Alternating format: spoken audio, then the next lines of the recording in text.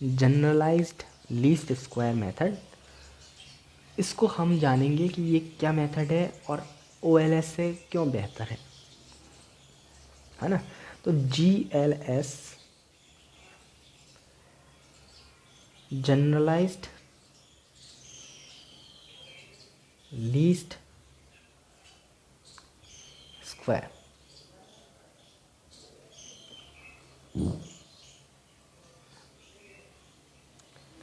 Generalise least square क्या होता है इसके बारे में देखते हैं। अच्छा, OLS मेथड क्यों ख़राब है इसका भी कारण हम देख लेते हैं कि why is the usual OLS estimator of beta 2 is not best although it is still unbiased. तो इस क्वेश्चन में क्या बोला कि OLS एस्टिमेटर अच्छे नहीं होते हैं बल्कि ये अनबायस्ड होते हैं फिर भी। तो इसके लिए देखिए हम आपको एक एग्जांपल से मैं आपको समझाता हूँ। इसमें होता क्या है, जैसे कि इसमें किसी चीज़ को वेट नहीं दिया जाता। वेट होता है, वेट मतलब इम्पोर्टेंस, किसी चीज़ को इम्पोर्टेंस नहीं दी जाती। जैसे कि मान लीजिए कोई वेरिएबल है, उसका ज़्यादा इम्पोर्टेंस है किसी सर्वे में, तो उसको इम्पोर्टेंस कम दिया जाता है OLS मेथड में। लेकिन GLS मेथड में ऐसा नहीं है। जिस वेरिएबल की जितनी ज़्यादा वैल्यू होती है उस वेरिएबल को उतना ही ज़्यादा उसकी वैल्यू होगी और उसको उतना ही ज़्यादा वेटेज दिया जाएगा।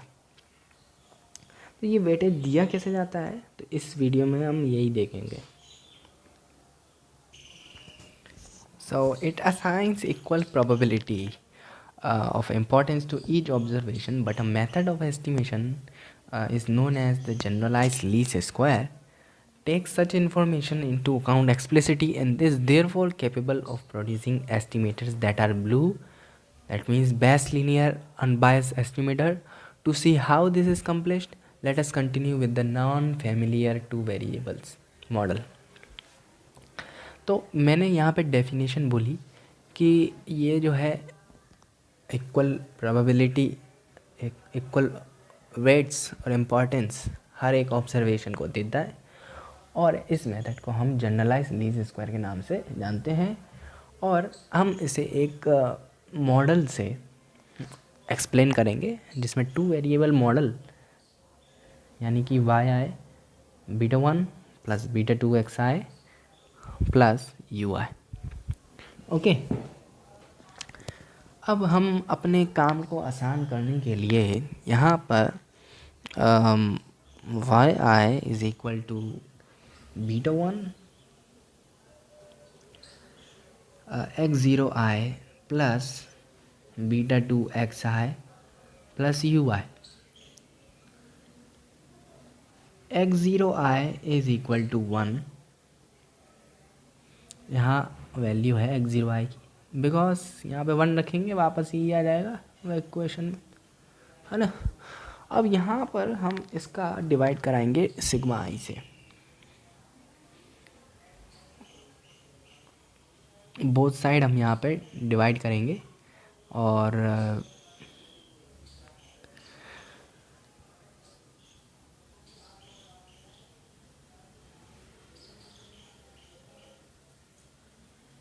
अच्छा, यहाँ तक आपको समझ में आ गया होगा। हमने बोथ साइड सिग्मा i से यहाँ पे डिवाइड कराया है। अब इस पूरे टर्म को हम लिखेंगे YI star β1 X0 I star plus β2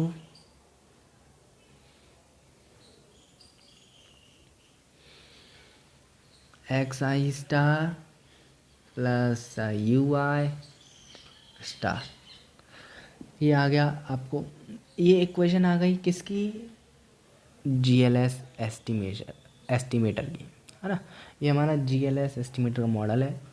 तो इसमें बस अंतर क्या है कि ये जो मॉडल है वो सिग्मा i से डिवाइडेड है, और यहाँ पे ये बताता है कि हमने क्यों इसको, आखिर ऐसा हमने क्यों किया, है ना। यही क्वेश्चन होगा आपके मन में कि अपनी मर्ज़ी से सिग्मा i से डिवाइड करा दिया हमने, उससे फ़ायदा क्या हुआ। फ़ायदा ये होगा कि जब हम वेरिएंस निकालेंगे एरर टर्म का, एरर टर्म यानी कि यू आई स्टार का, तो हमें क्या अंतर यहाँ पे दिखाई मिलेगा, चलिए देखते हैं। इसका हम क्या निकाल रहे हैं, एरर टर्म का वेरिएंस। तो वेरिएंस कैसे निकालेंगे, U I star U I upon sigma I whole square और 1/सिग्मा I square and E U I square 1/सिग्मा आई स्क्वायर, और ये जो वैल्यू है वो भी सिग्मा आई स्क्वायर।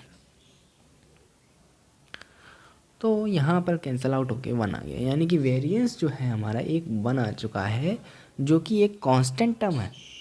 वेरिएंस हमारा क्या आ चुका, एरर टर्म का वेरिएंस वो आ चुका 1, जो कि एक कांस्टेंट टर्म है।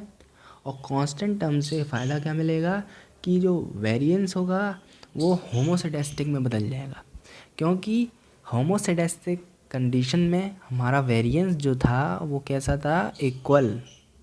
तो इक्वल वेरिएंस से आपको क्या फ़ायदा होगा कि यहाँ पे हमको होमोसेडेस्टिक कंडीशन मिलेगी और आप इक्वल वेटेज दे पाएंगे सभी ऑब्जर्वेशंस को। तो this procedure of transforming the original variable in such a way that the transformed variables satisfy the assumption of the classical model and applying OLS to them is known as method of generalized least square। तो आप इसे note कर लें जो मैंने बोला कि ये एक ऐसा प्रोसीजर है जिसमें हम ओरिजिनल वेरिएबल्स को एक इस तरीके से ट्रांसफॉर्म करते हैं कि जो ट्रांसफॉर्म वेरिएबल्स किए गए हैं जो सेटिस्फाई करेंगे क्लासिकल मॉडल को, और उस पर हम अप्लाई करते हैं ओएलएस मेथड, जिसे हम जनरलाइज लीस्ट स्क्वायर मेथड के नाम से जानते हैं। हम इन शॉर्ट हम ये भी कह सकते हैं कि जो जीएलएस होते हैं वही ओएलएस होते हैं, लेकिन अंतर क्या है कि ये ट्रांसफॉर्म्ड वेरिएबल्स होते हैं, और ट्रांसफॉर्म्ड वेरिएबल्स हमारे स्टैंडर्ड लीस्ट स्क्वायर एजम्पशंस को फॉलो भी करता है। तो इस तरीके से जीएलएस एस्टिमेटर्स जो हैं एक ब्लू कंडीशन में हमें देखने को मिलते हैं, BLUE। अब ये ब्लू कंडीशंस क्या होती हैं, इस अगर आप वीडियो देखना चाहते हैं कि ब्लू क्या चीज़ है, अगर जानना चाहते हैं तो कमेंट करें, अगर आपको पता है तो ना करें। चलिए आगे बढ़ते हैं।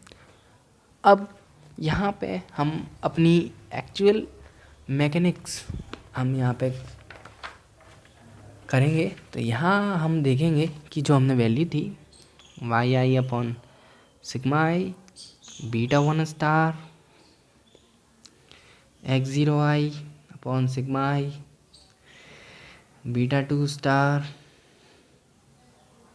x I upon sigma I और यू आई अपॉन सिग्मा आई। अच्छा, यहाँ हमने ये इक्वेशन अभी देखी थी। इस इक्वेशन को हमने कैसे लिखा था, Y I star beta 1 star और x0 I star plus beta 2 star X I star और U I star.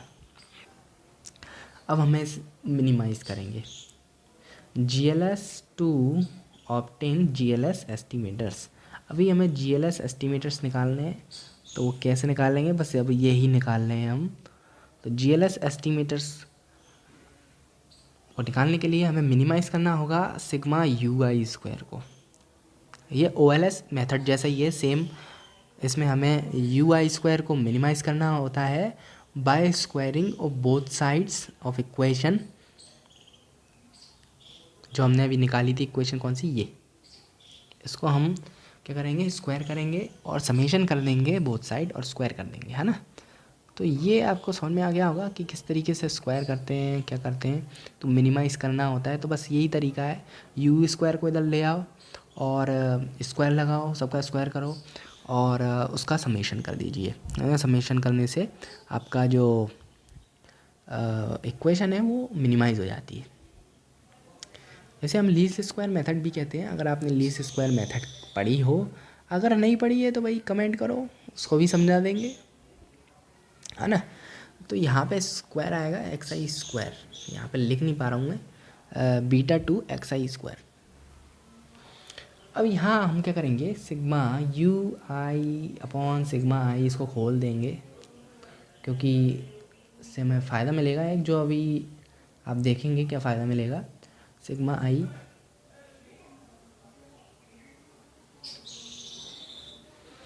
X zero I on sigma I minus beta two X I sigma I और square. यहाँ तक हम पहुँच चुके हैं। अब इसके बाद क्या करना है, चलिए देखते हैं। इसके बाद हम अपना OLS मेथड लगाकर जैसे हम वैल्यू निकालते हैं बीटा टू की, वैसे ही हम बीटा टू स्टार की वैल्यू निकालेंगे। तो सिग्मा डब्ल्यू आई, यहाँ पे n था OLS मेथड में, n की जगह यहाँ पे w आ चुका है। आप अगर OLS मेथड से कंपैरिजन करेंगे तो यहाँ आपको अंतर साफ दिखाई देगा कि यहाँ जहाँ जहाँ n था वहाँ सिग्मा डब्ल्यू आई आ चुका है।